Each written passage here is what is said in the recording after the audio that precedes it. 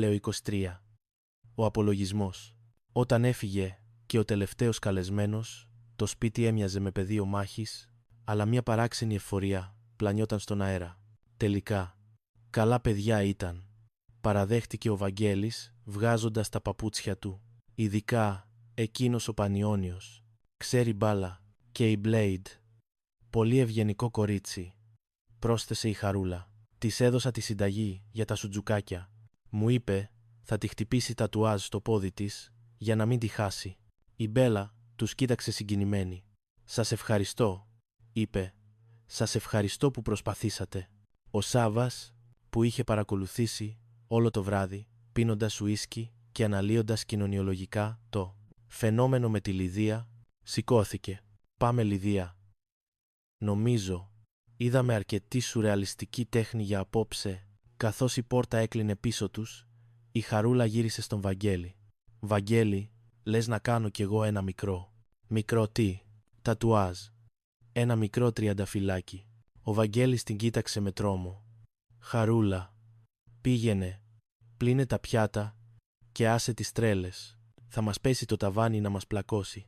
Και, κάπως έτσι, με την απειλή ενός τατουάζ να κρέμεται πάνω από το κεφάλι της οικογένειας Χαμπέα, έκλεισε άλλη. Μια επεισοδιακή εβδομάδα. Ο πόλεμος των Χαμπαίων. Μέρος έκτο. Το χρηματιστήριο της Πάνας και το δίλημμα του Ριλάξ. Κεφάλαιο 24. Η πιστωτική κάρτα και ο τρόμος του διαδικτύου. Η επόμενη μεγάλη κρίση στο σπίτι των Χαμπαίων δεν ήρθε με τη μορφή φυσικής καταστροφής ή ξαφνικής ασθένειας, αλλά με τη μορφή ενός Excel. Ο Σάβας Χαμπέας, έχοντας συνέλθει πλήρως από την περιπέτεια του πονόδοντου, είχε επιστρέψει στο φυσικό του στοιχείο, τον οικονομικό προγραμματισμό. Ήταν βράδυ Παρασκευής, και ενώ η Λιδία ονειρευόταν μια έξοδο ή έστω μια πίτσα, ο Σάβας ήταν σκυμμένος πάνω από το λάπτοπ του, με το ύφος πυροτεχνουργού που προσπαθεί να εξουδετερώσει βόμβα. «Τι ψάχνεις τόση ώρα, Σάβα?» ρώτησε η Λιδία, ξεφυλίζοντας βαριεστημένα ένα περιοδικό. «Ψάχνω τιμές στην Ευρώπη», μονολόγησε ο Σάβας, χωρίς να σηκώσει το κεφάλι. «Έχει καλύτερες τιμές εκεί. Στην Αμερική να δεις τι γίνεται». «Για ποιο πράγμα μιλάς?» «Για το δώρο του Διονύση, αγάπη μου. Του μωρού. Δεν είπαμε ότι πρέπει να πάρουμε κάτι?» Η Λιδία αναστέναξε. Το θέμα του δώρου είχε γίνει σύριαλ. «Σάβα, ο αδερφός σου έγινε πατέρας. Πρέπει να το γιορτάσουμε. Όχι να κάνουμε μελέτη αγοράς, λες και θα αγοράσουμε μετοχές. Και πρέπει να το γιορτάσουμε αναρτώντας τα στοιχεία της πιστωτικής μου στο ίντερνετ», αντέτεινε ο Σάβας με τον τρόμο της ηλεκτρονικής απάτη ζωγραφισμένο στα μάτια του. «Ξέρεις πως νιώθω για το πλαστικό χρήμα, ενώ το κανονικό δεν το υπολογίζεις, φεύγει». Η Λιδία έκλεισε το περιοδικό με δύναμη. «Τι λες, θα του πάρουμε ένα καρότσι?» ρώτησε, ελπίζοντας σε μια γενναιόδορη κίνηση. Ο Σάβας πάγωσε. «Καρότσι, έχεις ξεχάσει πόσο πάνε τα καρότσια?» ρώτησε, με τη φωνή του να ανεβαίνει μια οκτάβα. «Κάτι άλλο δεν αφήνεις να ξεχάσω, τις τιμές όμως τις ξεχνάς». «Βρε Σάβα, δεν είναι θέμα τσιγκουνιάς», προσπάθησε να τον μαλακώσει η Λιδία. «Φυσικά και δεν είναι», συμφώνησε ο Σάβας, αν και η γλώσσα του σώματός του έλεγε το αντίθετο. «Απλά δεν προλαβαίνουμε τόσο άμεσα να το παραγγείλουμε διαδικτυακά. Οι άλλοι θέλουν 6 εβδομάδες παράδοση. Μέχρι να έρθει το παιδί θα έχει πάει φαντάρος. Τότε να πάμε σε μαγαζί. Από μαγαζί είναι φαρμακείο». Η συζήτηση είχε φτάσει σε αδιέξοδο. Ο Σάβας, στριμωγμένος ανάμεσα στην τσιγκουνιά του και την κοινωνική υποχρέωση, έριξε στο τραπέζι την εναλλακτική λύση. Μια λύση που στα αυτιά του ηχούσε σαν μουσική, αλλά στα αυτιά της Λιδίας σαν φτηνή δικαιολογία. «Ρε μωρό μου, γιατί δεν τους παίρνουμε ένα relax», πρότεινε με ενθουσιασμό. «Relax?» ρώτησε η Λιδία απογοητευμένη. «Ναι, είναι πρακτικό, χρήσιμο και...» δίστασε για λίγο, «απαραίτητο και φτηνό», συμπλήρωσε η Λιδία. «Και φτηνό», παραδέχτηκε ο Σάβας με ανακούφιση. «Τι θυμάσαι τη χαρά μας? Μόνο στο relax κοιμότανε. Την πίστη μας είχε βγάλει, μέχρι να το πάρουμε. Η Λιδία, κουρασμένη από την οικονομική ανάλυση, σήκωσε τα χέρια ψηλά. Τέλεια. Relax. Αλλά πάρε το καλύτερο. Κεφάλαιο 25. Η επίσκεψη της ντροπής. Την επόμενη μέρα. Κυριακή μεσημέρι, ο Σάβας και η Λιδία έφτασαν στο πατρικό, φορτωμένοι με το κουτί του καλύτερου relax που μπόρεσε να βρει ο Σάβας. Σε προσφορά, φυσικά, η ατμόσφαιρα στο σπίτι ήταν ήδη τεταμένη. Η Όλγα και ο Μιχάλης είχαν φτάσει νωρίτερα, φέρνοντας τα παλιά πράγματα της κόρης τους. Ο Βαγγέλης καθόταν στην πολυθρόνα του, κοιτάζοντας με μισό μάτι τα κληροδοτήματα. «Καλώς τα παιδιά», είπε ο Βαγγέλης, χωρίς πολύ ενθουσιασμό. «Τι φέρατε?» «Το δώρο για το μωρό», ανακοίνωσε ο Σάβας περήφανα. «Ένα υπερσύγχρονο relax». «Α, πήρατε», σχολίασε ο Μιχάλης.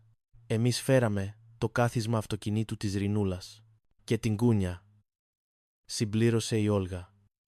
«Μια χαρά είναι, από τον καπετανάκι, μάρκα εγγύηση», ο Βαγγέλης μούγκρισε.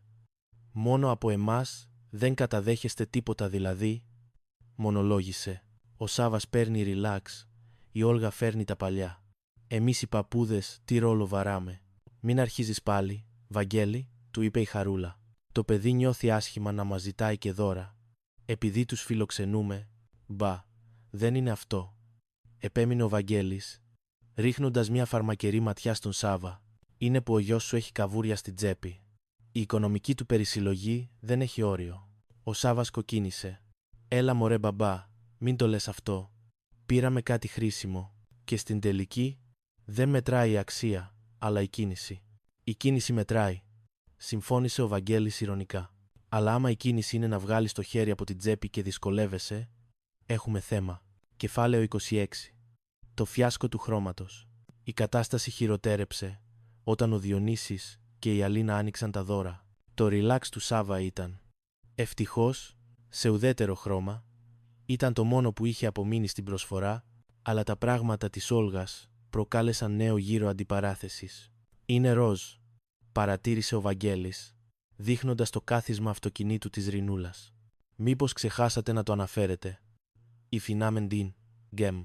«Δεν μίλησα εγώ μαζί τους, η Όλγα μίλησε», αμήνθηκε ο Μιχάλης, ρίχνοντας το φταίξιμο στη γυναίκα του. «Μα, τι το πιάνεις αυτό τον άνθρωπο και φουντώνει έτσι?»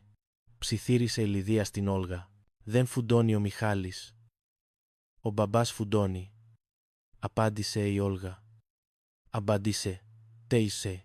Ο Διονύσης παρενέβη, επαναλαμβάνοντας το μανιφέστο του περί φίλων, αλλά ο Σάβας βρήκε την ευκαιρία να στρέψει τα πυρά αλλού.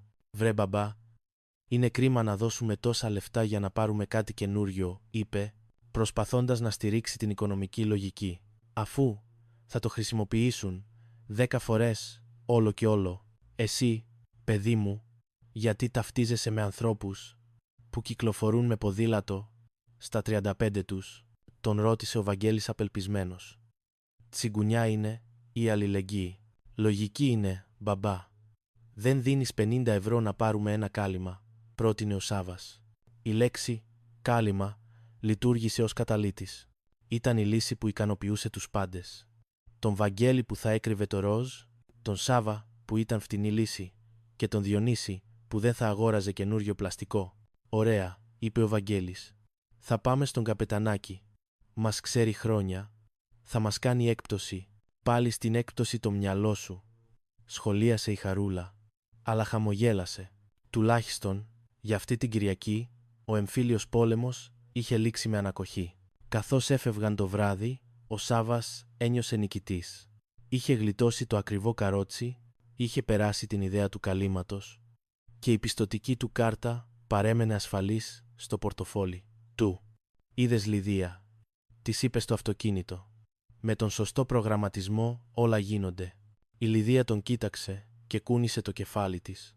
«Ναι, Σάβα μου, είσαι ο σούπερ μάκης της οικονομίας. Βοηθάς όσους έχουν χαθεί να βρουν το δρόμο της φτήνειας». Ο Σάβας γέλασε. Δεν τον ένοιαζε. Το ριλάξ είχε πιάσει τόπο. Ο πόλεμος των Χαμπαίων Μέρος 7.